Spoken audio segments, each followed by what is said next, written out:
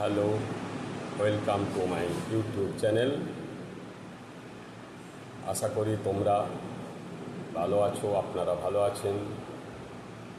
প্রথমে আমি সকলকে সাদর সম্ভাষণ জানাচ্ছি, ছোটদের ভালোবাসা জানাচ্ছি এবং অভিনন্দন জানাচ্ছি। আজ আমি ভারতে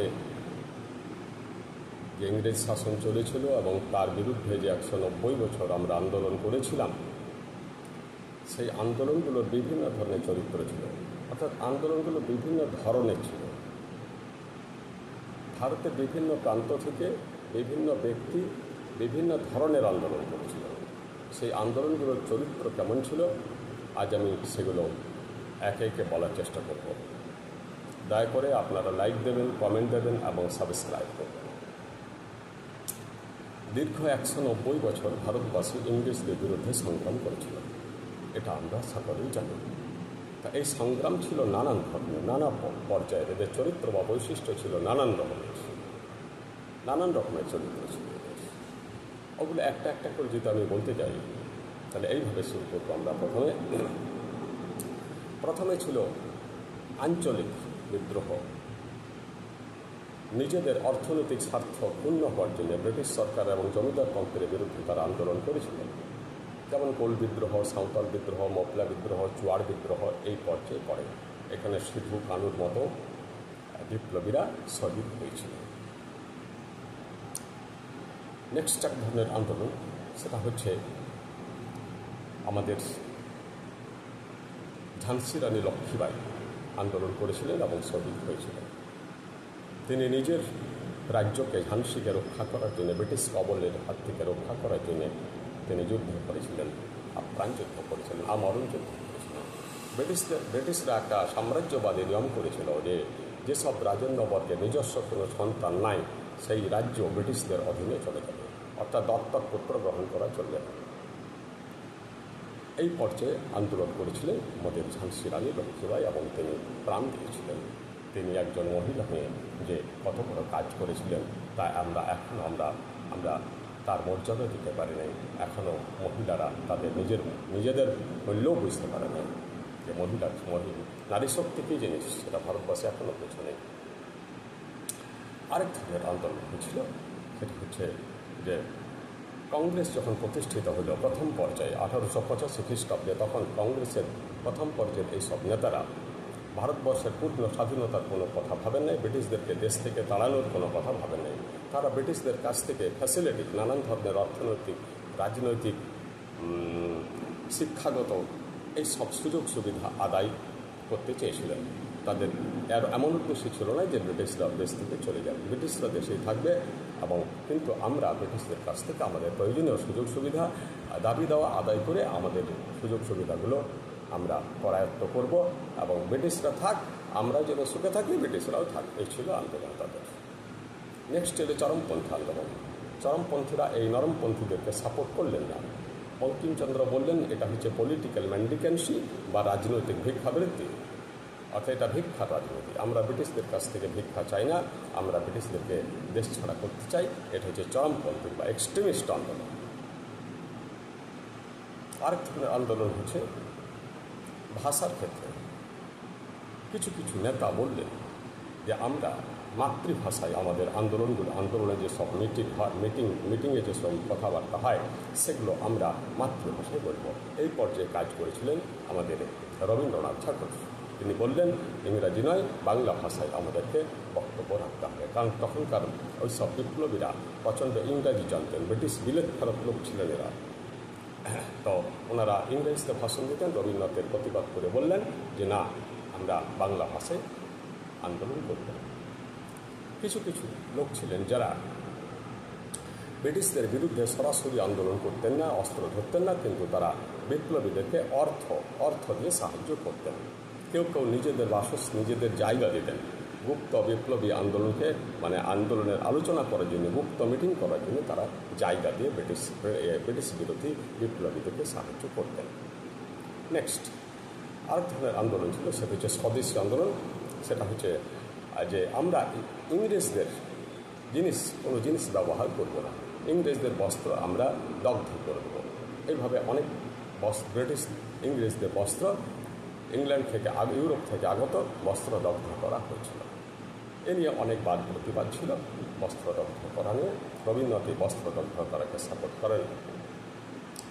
আরেক ধরনের আন্দোলন ছিল, সেটা হচ্ছে সন্ত্রাসবাদী আন্দোলন। সন্ত্রাসবাদী আন্দোলন মানে ব্রিটিশদের মনে আমরা সন্ত্রাস বা ভয় ঢুকিয়ে দেব, বিভিন্ন অফিসারকে আমরা হত্যা করব, যেখানে যাকে সুযোগ পাবো আমরা হত্যা করব। এই পর্যায়ে আমাদের বিপ্লবীরা ছিলেন ক্ষুদিরাম বসু, প্রফুল্ল চাকি, বাঘা যতীন, ভগৎ সিং, চন্দ্রশেখর আজাদ, বটুকেশ্বর দত্ত, বিনয় বাদল দীনেশ, কল্পনা দত্ত, ইনারা অনেক আছে আরও। নেক্সট আন্দোলন হচ্ছে মহাত্মা গান্ধী যেটা করেছিলেন নন ভায়োলেন্স আর নন কোঅপারেশন, অর্থাৎ আমরা ভায়োলেন্স মানে হিংসার পথে যাব না, রক্ত ঝরানোর পথে যাব না, আমরা অহিংসা পথে আন্দোলন করব। ব্রিটিশদের মহাত্মা গান্ধীর এরকম নীতি ছিল যে ব্রিটিশদের ব্যবহৃত জিনিসপত্র আমরা ব্যবহার করব না, ব্রিটিশদের স্কুলে আমাদের ছাত্রছাত্রীকে পাঠাবো না, ব্রিটিশদের স্কুলে যেসব বা কলেজে যেসব টিচার এবং প্রফেসর চাকরি করেন তারা চাকরি ছেড়ে দেবেন, এবং ব্রিটিশদের আন্ডারে যারা ওকালতি করেন তারা তাদের ওকালতি ছেড়ে দেবেন। এটা একটা ব্যাপার। মহাত্মা গান্ধী আরেকটা আন্দোলন করেছিলেন, সেটা হচ্ছে আইন অমান্য, অর্থাৎ ব্রিটিশদের কোনো আইন আমরা মান্য করব না। এই পর্যায়ে তিনি ব্রিটিশদের সেই কুখ্যাত লবণ আইন ভঙ্গ করেছিলেন। অর্থাৎ লবণ ছিল একটা খুব সস্তা জিনিস, জল থেকে তৈরি হয়, কিন্তু ব্রিটিশরা সেটাকে খুব বেশি দামে বিক্রি করত। মহাত্মা গান্ধী এই আন্দোলন ভেঙেছিলেন। আরেকটা আন্দোলন হচ্ছে যে সামগ্রিক আন্দোলন, সামগ্রিক পর্যায়ে পূর্ণ স্বাধীনতার আন্দোলন। নেতাজি এ ব্যাপারে খুব অগ্রণী ভূমিকা পালন করেছিলেন। ওইসব কোনো ব্যক্তিগত অফিসারকে হত্যা করে লাভ নাই, আমরা সামগ্রিকভাবে ব্রিটিশদেরকে দেশতালা করব এবং ভারতের পূর্ণ স্বাধীনতা অর্জন করব। এই কারণে নেতাজি সুভাষচন্দ্র বিদেশে গিয়ে আজাদ হিন্দ বাহিনী গঠন করেছিলেন এবং দিল্লি চলো অভিযান চালিয়েছিলেন। সামগ্রিক পূর্ণ স্বাধীনতা। আবার কিছু কিছু নেতা ছিলেন যারা দেশবাসীর সাথে যুদ্ধ করতেন। কিছু কিছু দেশবাসী ছিল, ভারতবাসী ছিল যারা ব্রিটিশ রাজনীতিকে সাপোর্ট করত, ব্রিটিশদের কাছ থেকে নানান ধরনের ফ্যাসিলিটি নিত এবং বিপ্লবীদের বিরোধিতা করত। এরা বললেন এদেরকে খুঁজে খুঁজে মারা, কারণ এরাও দেশদ্রোহী লোক, দেশের লোক দেশের বিরুদ্ধে কাজ করছে, এদেরকে হত্যা করা দরকার। এরা পদে পদে আমাদের সমালোচনা করছে, নিন্দা করছে এবং আমাদের গুপ্ত সংবাদ, আমাদের যেসব গুপ্ত কাজ আমরা করছি সেগুলো ব্রিটিশ সরকারের কানে দিয়ে দিচ্ছে এবং আমাদের আন্দোলন অকালে বিনষ্ট হয়ে যাচ্ছে।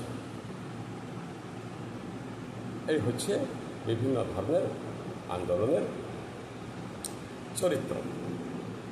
এই বিভিন্ন ধরনের আন্দোলনে আমাদের ভারতবর্ষের 200 বছরের আন্দোলন, কত বিপ্লবী শহীদ হলেন, কত রক্ত ঝরল, কত লোক কত ফাঁসি কাঠে ঝুললেন, জেল খাটলেন, আমরণ জেল খাটলেন। আরেকটা কথা বলি, এখানে আবার অনেক বিপ্লবী ছিলেন যারা অনশন করতেন, জেলের মধ্যে অনশন করতেন, যে আমরা অনশন করবো, আমরা খাবো না। এই পর্যায়ে যতীন দাস 64 দিন পর্যন্ত উপবাস করেছিলেন এবং প্রাণ দিয়েছিলেন। মহাত্মা গান্ধীও অনশন করেছিলেন, আরও অনেকে অনশন করেছিলেন। আমাদের কাজী নজরুল ইসলাম অনশন করেছিলেন এবং এই অনশন করার মাধ্যমে ব্রিটিশ সরকার ব্যর্থ হতো এবং শেষ পর্যন্ত জেল থেকে মুক্ত করে দিত। ব্রিটিশ বিরোধী আন্দোলনের বিভিন্ন পর্যায়, বিভিন্ন চরিত্র এবং দেশের লোকেরা বিভিন্নভাবে বিভক্ত হয়েছিলেন। এটাই হচ্ছে আমাদের দেশের বিপ্লবীদের বিভিন্ন ধরনের আন্দোলনের বৈশিষ্ট্য। এবং বিভিন্ন ধরনের আন্দোলনের প্রত্যেকটাকে আমি সম্মান করি, প্রত্যেকটারই মূল্য আছে, প্রত্যেকটারই নিজের নিজের ক্ষেত্রে নিজস্ব মূল্য আছে। ধন্যবাদ। তবে আমাকে লাইক, কমেন্ট এবং সাবস্ক্রাইব করবেন দয়া করে।